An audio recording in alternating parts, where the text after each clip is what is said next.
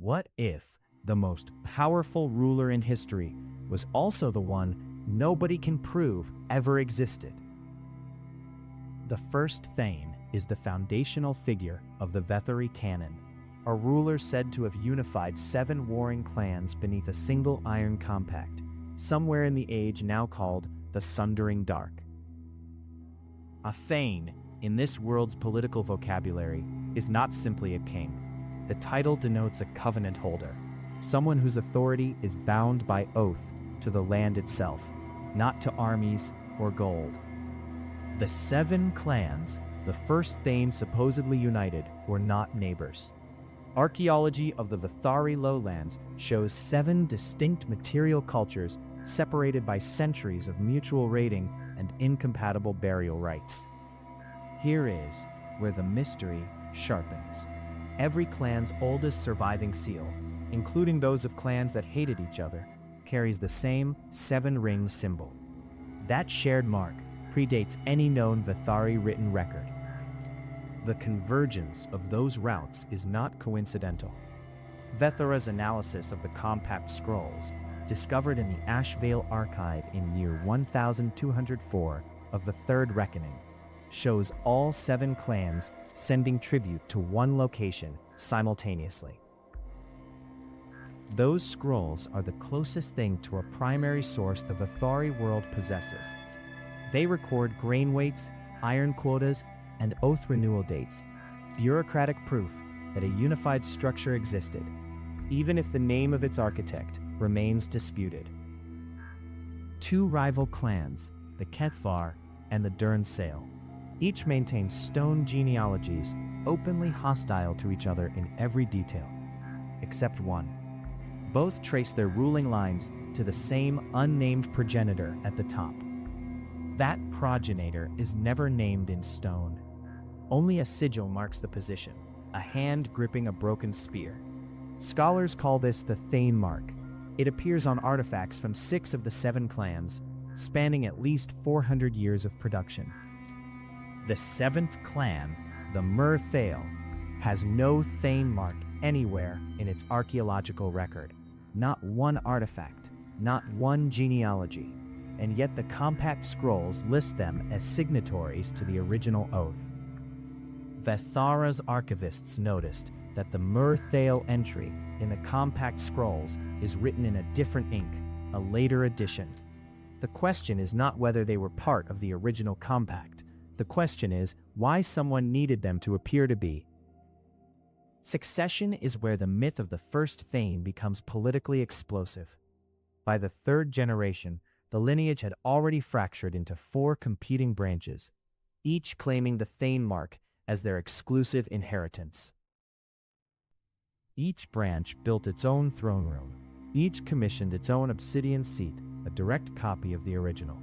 This is not coincidence. It's a deliberate political statement.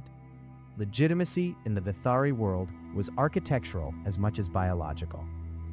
The Ashvale archive, where the compact scrolls were found, was not a passive library.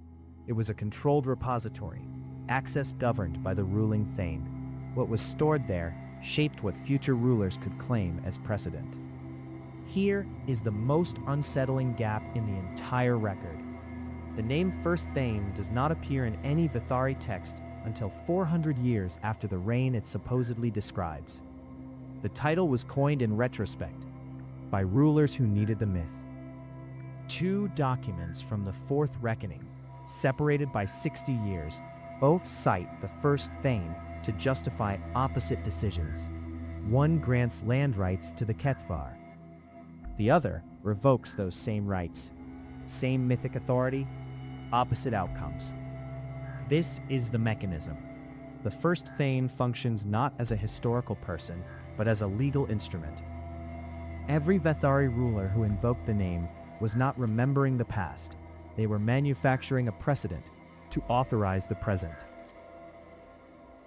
That is the insight the compact scrolls finally deliver. The Thane mark was not a genealogical fact.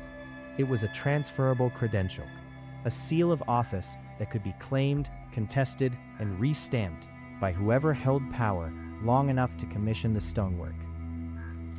Return to the Thale, the seventh clan with no Thane mark in their record. If the mark was a credential, their absence is not an oversight.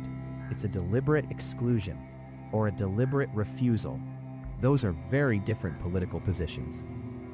Excavations of the Thale's oldest stronghold, Vaeltharion, reveal something that stops archaeologists cold. There is no throne room. Instead, a circular council chamber, 12 seats of equal height arranged around a central fire pit. No single seat elevated. The Thale were not rejecting the First Thane out of ignorance. They were proposing a different theory of power altogether, one where authority was distributed, not inherited. Their absence from the Thane mark tradition was a governance philosophy. The phrase that appears most often in invocations of the First Thane is not a name. It's a temporal claim. The Thane who was before. Before what? The texts never specify. That ambiguity is the point. It places the figure outside the reach of contradiction. 3 separate Vaelthari empires rose and collapsed on the same geographic footprint over 800 years. Each cited the First Thane as its founding authority.